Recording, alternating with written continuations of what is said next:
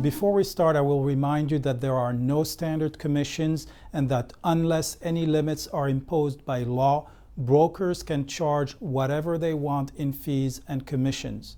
However, as a buyer, you have the right to negotiate commissions and fees. If you cannot come to an agreement with an agent or their broker, you can keep interviewing more agents until you arrive at a satisfactory agreement. Remember, you have a lot of agents to choose from. As a buyer, there is no magic and exact formula to establish what is the right compensation for your buyer's agent. As a broker and consumer advocate, I will share with you my personal negotiation guidelines. You might like none, some, or all of them, and you may add whatever you like to them. The choice is yours.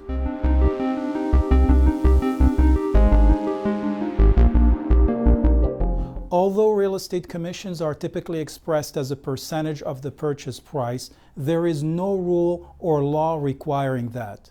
As a matter of fact, many flat fee brokerages charge an exact fixed amount that does not vary based on sale price. As I explained in a prior video, the real estate industry has trained consumers to accept commissions as a small percentage of price, but that small percentage translates into a large number as the price gets higher.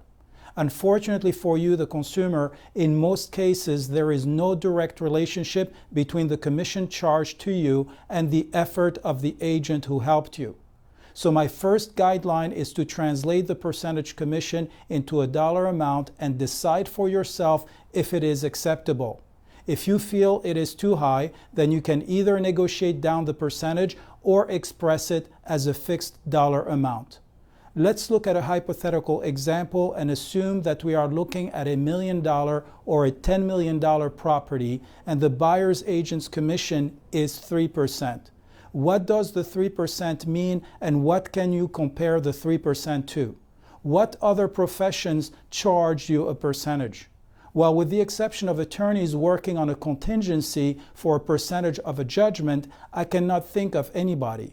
You see, if you stop at the small number of 3, 4, 5, or 6%, it means nothing because you have no reference to compare it to. Now let's convert that 3% into a dollar amount. 3% of 1 million is 30,000 and 3% of 10 millions is 300,000. Now you have a tangible and specific dollar amount to compare and negotiate.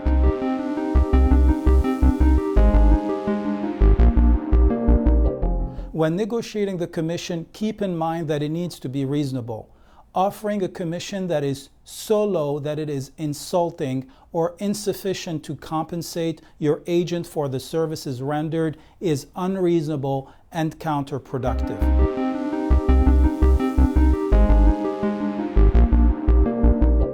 Another factor to take into account is the expected time your agent will spend assisting you complete your buying process.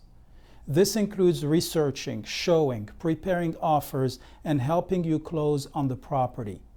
For example, let's assume you plan on looking at a maximum of 30 properties and allocate 2 hours per property for research and showing time. That is 30 times 2 equals 60 hours. Add 20 hours for offer preparation, negotiations, and miscellaneous tasks. Now we have a total of 80 hours.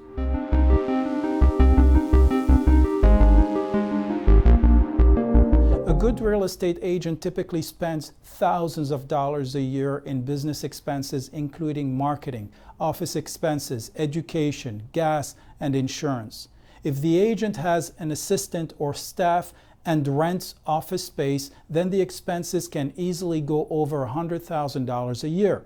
That being said, if the agent chooses to drive a Rolls-Royce and live in a multi-million-dollar mansion, you have to decide whether commissions should also reflect the lifestyle of your agent.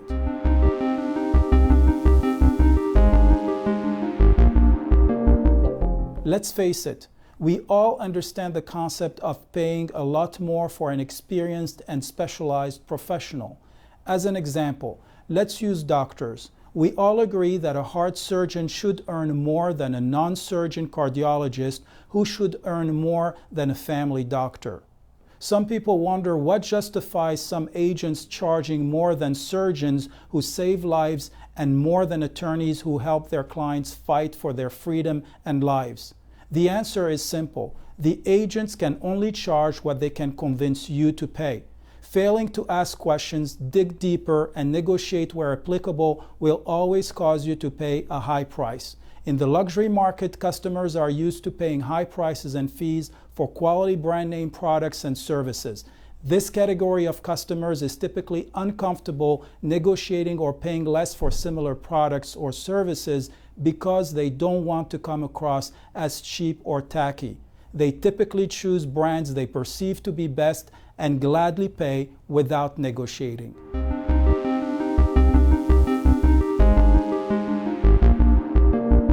Agents typically get paid only if and when the transaction closes. If you are a high-risk buyer who is unqualified, not ready to buy now, and not ready to pay market prices, then obviously the agent is wasting his or her time because the chance of you buying anything is pretty much zero.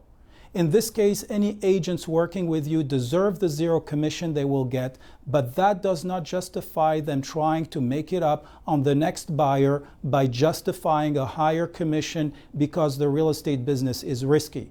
Some agents look at the industry like a casino. That being said, even if you are a serious, qualified, and ready to buy now type of buyer, there is still a chance that you might not find your dream property, and the agent might have wasted all of this time and money working with you for nothing.